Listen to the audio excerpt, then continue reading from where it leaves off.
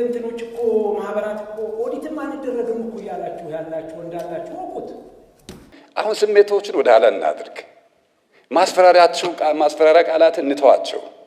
የማሸማቀቅ ቃላትን እንተዋቸው። አይጠቅሙም። አዋጅ ነው እየሰራን ያለነውና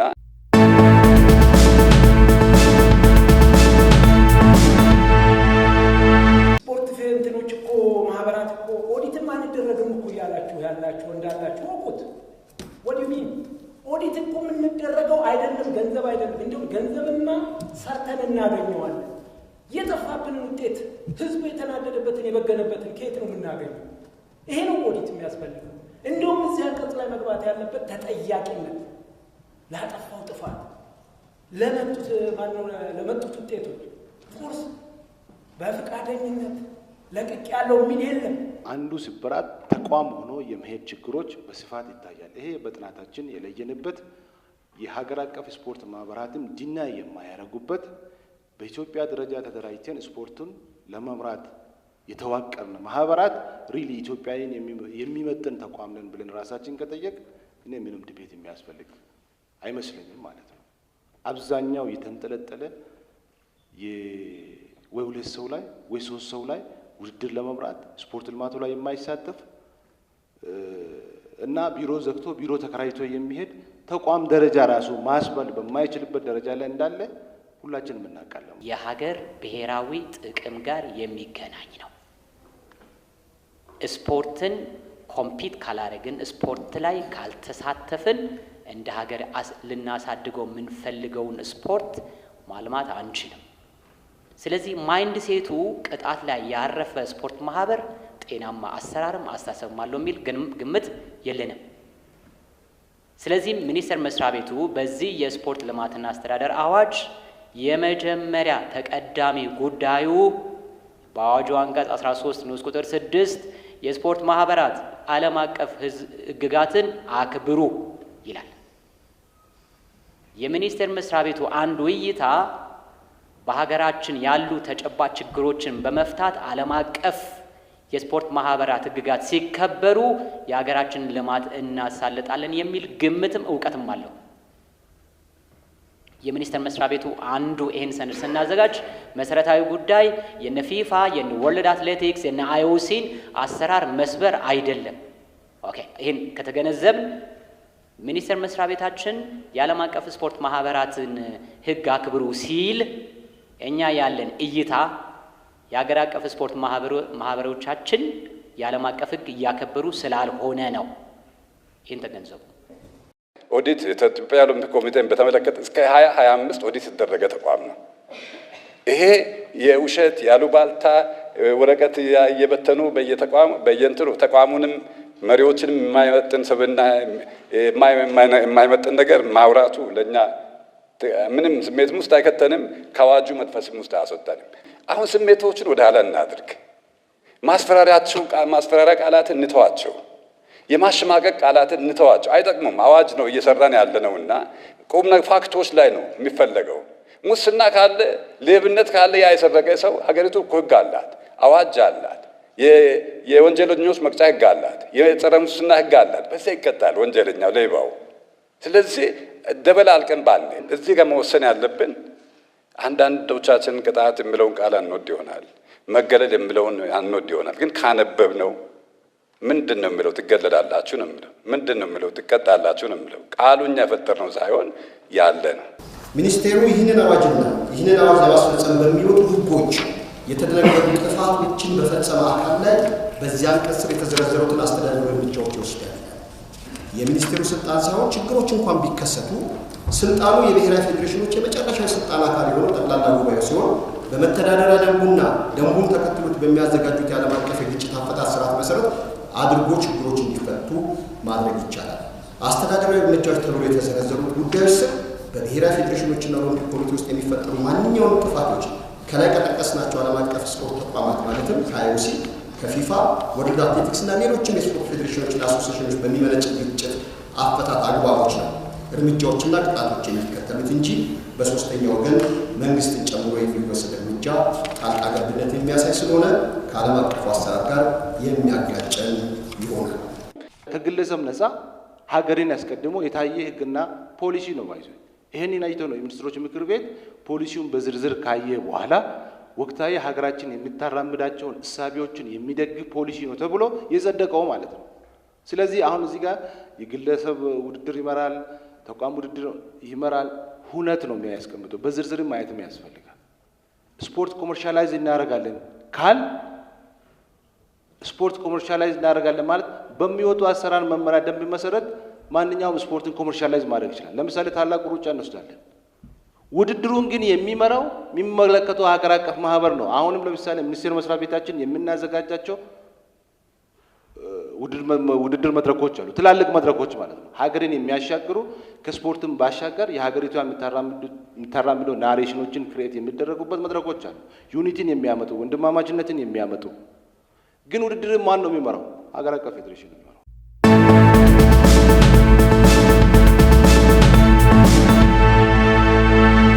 ባለፉት ዓመታት ስፖርትን በተመለከተ የብዙሃኑ ጥያቄ ነበር፣ ለምን መንግስት ዝም አለ የሚል።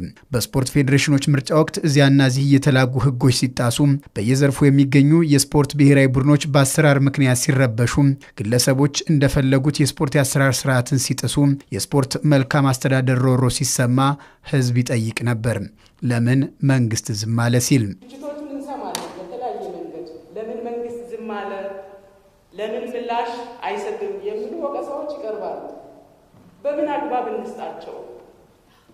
ይሄን ያክል ዘመን የቆየ ስፖርት የሚመራበትና የሚተዳደርበት የህግ ማዕቀፍ ባለመኖሩ ሌላውን እንተውና በስፖርት ማህበራትና ፌዴሬሽኖች መካከል የሚፈጠሩ አለመግባባቶችና የሚቀርቡ ቅሬታዎችን ለመንግስት የሚቀርቡ ስሞታዎችን በተሟላ መንገድ ምላሽ መስጠት አልቻልንም።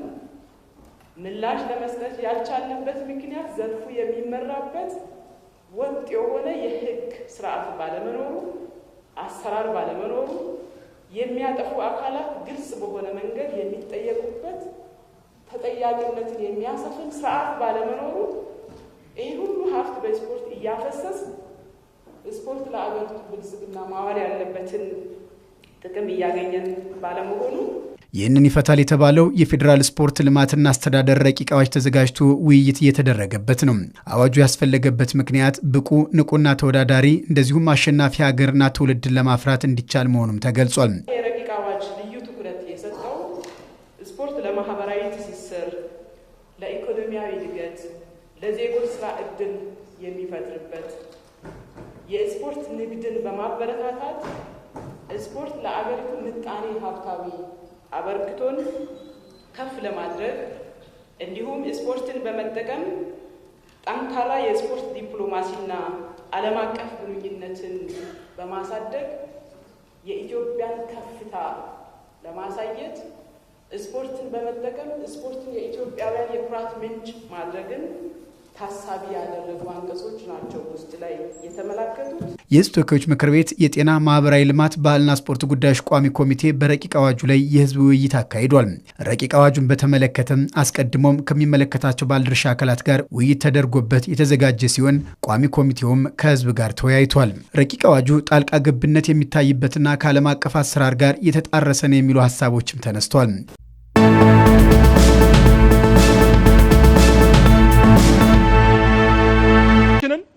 ከአግሮ ኢንዱስትሪው ጋር በማስተሳሰር በአግሮ ኢንዱስትሪው የሚመረተው የተመጣጠነ ምግብ ለኢትዮጵያ ህዝብ በማቅረብ ዜጎቻችን የስራ ዕድል ለመፍጠር ጠንክረን እንሰራለን ማለት ነው። ስለዚህ ግብርናውን ከተሜነትን ያስፋፋል ማለት ነው። የገጠር አርሶ አደሮቻችን በከተሜነት እንዲታቀፉ በተፈጠረው ኢንዱስትሪያላይዜሽን ተጠቃሚ እንዲሆኑ በርካታ የስራ ዕድል እንዲፈጠር ጠንክረን እንሰራለን ማለት ነው።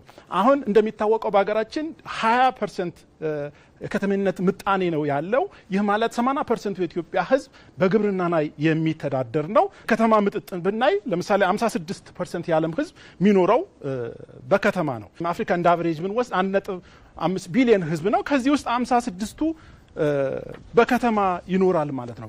ናይጄሪያም ሌሎችም የአፍሪካ ሀገሮች ከኛ ጋር ተመጣጣኝ የሆኑትን ብናይ እስከ 50% ከተሜነት ያስፋፉበት ሁኔታ አለ ማለት ነው። በ2030 የዓለም ህዝብ 60% በከተሜነት ይኖራል ተብሎ ይታሰባል ማለት ነው። ስለዚህ ግብርናችን ሰፋፊ እርሻዎችን በመፍጠር ማኑፋክቸሪንግ፣ አግሮ ፕሮሰሲንግ፣ ኮንስትራክሽን የተለያዩ ሰርቪሶች እንዲስፋፉ በማድረግ ከተሜነትን በስፋት እንዲስፋፋ በማድረግ አርሶ አደራችን በዚህ በተፈጠረው ከተሜነት ተጠቃሚ እንዲሆን በርካታ የስራ እድሎች እንዲፈጠርለት እና ኑሮ እንዲሻሻል ይደረጋል። ሌላው የግብርናችን እሴት መጨመር ነው። አሁን ያለው የግብርናችን ሁኔታ አብዛኛው እቃ በጆንያ ይዘን በጥሬ ዕቃነት ነው ወደ ውጭ እየላክን ያለ ነው። ይሄ ግብርናችን የሚለውጥ ስላልሆነ በተሻለ መጠን በአገር ውስጥ ግብርናችን በኢንዱስትሪ ፕሮሰስ እያደረግን ወደ ውጭ የመላክ ሂደት ይኖረናል ማለት ነው። ለምሳሌ ዘይት ልናመርት የሚጠቅሙት ኑግ፣ ተልባ፣ ሌሎችም ወደ ውጭ የምናስወጣው በጥሬ ዕቃነት ነው። በውድ ዋጋ መልሰን ዘይትን እንገዛለን ማለት ነው። በአጠቃላይ ግብርናችን የጂዲፒው 34.9% ነው። ወደ 20% ዝቅ ይደረጋል። ይህ ማለት የኢትዮጵያ የኢኮኖሚ መሰረቱ ኢንዱስትሪ እንዲደረግ በማድረግ ግብርናውን ለኢንዱስትሪ በከፍተኛ ሁኔታ ግብዓት እንዲሆን ይሰራል ማለት ነው። ስለዚህ ኢዜማ ቢመረጥ የምግብ ፍጆታ የሚያገለግሉ ኢምፖርት በመቀነስ ምክንያቱም በብዛት የሀገር ውስጥ ኢንዱስትሪዎች ስለሚስፋፉ ውጭ የምንስጋባቸው የነበሩ ኢንዱስትሪ ምርቶች እዚሁ እንዲመረቱ በማድረግ ወደ ውጭ የምንልካቸው የኢንዱስትሪ ምርቶች እያበዛን የኢትዮጵያ ሕዝብ ተመጣጣኝ ምግብ እንዲያገኝ የኑሮ ሁኔታውን እንዲሻሻል የኑሮ ውድነት እንዲረጋጋ በዓለም አቀፍ ደረጃም ተወዳዳሪ እንድንሆን በርትተን እንሰራለን። እጅግ አድርጌ አመሰግናለሁ። የተቀረውን ጓደኛዬ ታቀርባለች። የመጀመሪያው መሬት ላይ በተመሰረተ አሁን መሬት የመንግስት ነው። አብዛኛው ገበሬ መሸጥ መለወጥ እንዲሁም በባንክ በኮላተራል መልክ አስይዞ ሀብቱን ማስፋፋት አልቻለም። በዋነኝነት ኢዜማ መሬት የመንግስት ብቻ ሳይሆን የወል እንዲሁም የግለሰብ መሆን አለበት ብለን እናምናለን። ገበሬው ወደ ከተሜነት በመሄድ የተሻለ ኑሮ ይገባዋል፣ ማምረትም ይችላል። አቅራቢያ ባሉት ከተማዎችም ይህንን አግሮ ኢንዱስትሪ በዝድ የሆኑትን ኤሪያዎች ወይም አካባቢዎች እዛው ማልማት ይችላል ብለን እናምናለን። የግብርና ቀጠናዎቻችንን በተመለከተ ሁለተኛ የምንለይበት መስመራችን ነው። የስንዴ ቀጠና፣ የቅባት እህል ቀጠና፣ የወተትና የስጋ ተዋጽኦች ወዘተ ብለን በከፋፈልናቸው ምርቶች እንዲስፋፉና ምርቶች ደግሞ በፍትሃዊነት መሰራጨት አለባቸው ብለን እናምናለን። ኢዜማ ማህበራዊ ፍትህ ነው። አገሪቷ የምታመርታቸውን ዜጎች ሁሉ ማግኘት አለባቸው ብለን እናምናለን። ሶስተኛ የዋጋ ግሽበትን እና በምርት እና በነፃ ገበያ መዋቅር ውስጥ በኢዜማ እሳቤ በምግብ ሉዓላዊነታችን አረጋገጥን ማለት ሶስተኛው አድዋችን ነው ማለት ነው። ከህዳሴው ግድብ ቀጥሎ ማለት ነው። የምግብ ሉዓላዊነታችን በእርግጥም ከዘር አቅርቦት ይጀምራል። ለምሳሌ ጤፍ፣ እንሰት፣ በሎቄ፣ ኑግ አገር በቀል የሆኑ ዝርያዎችን በሳይንስ አሻሽለን ለዜጎቻችን ማዳረስ አለብን ብለን እናስባለን፣ እናምናለን። ይህም የሶቨርን አግሮ ኢኮሎጂ የሚለውን እሳቤ እንተገብራለን ማለት ነው። በአራተኛው አሁን ባለንበት ሁኔታ የስንዴ አመራረትን ብቻ አይደለም መከተል አለብን የምንለው፣ ስብጥር ምርቶችንም ያስፈልጉናል። በ5 ዓመት ውስጥ የግብርና ጂዲፒ ድርሻ 34.9 ያለውን ወደ 20% ዝቅ እናደርጋለን ብለን እናስባለን። አብዛኛው በገጠር የሚኖረው ማህበረሰባችን ወደ ከተሜነት ተቀየረ ማለት አነስተኛ አምራቾች ግን ሰፋፊ እርሻዎች ይዛሉ። አብዛኛው ማህበረሰባችን ደግሞ በቅርበት በሚገኙ ከተማዎች ላይ አግሮ ፕሮሰሲንግ እና ከተሜነትን ይላመዳል፣ ይሻሻላል። አስተሳሰባችንም ከዘመናዊ እሳቤዎች ጋር አብሮ ይራመዳል ማለት ነው። ስድስተኛው እሳቤያችን እንግዲህ የከተሜ ምጣኔ 20% ላይ እንገኛለን። ይህንን በ5 ዓመት ውስጥ እንግዲህ 55% ከፍ እናደርገዋለን ብለን እናስባለን። የግብርና ትራንስፎርሜሽን በአብዛኛው ከከተማ ህይወት ጋር የተገናኘ ነው።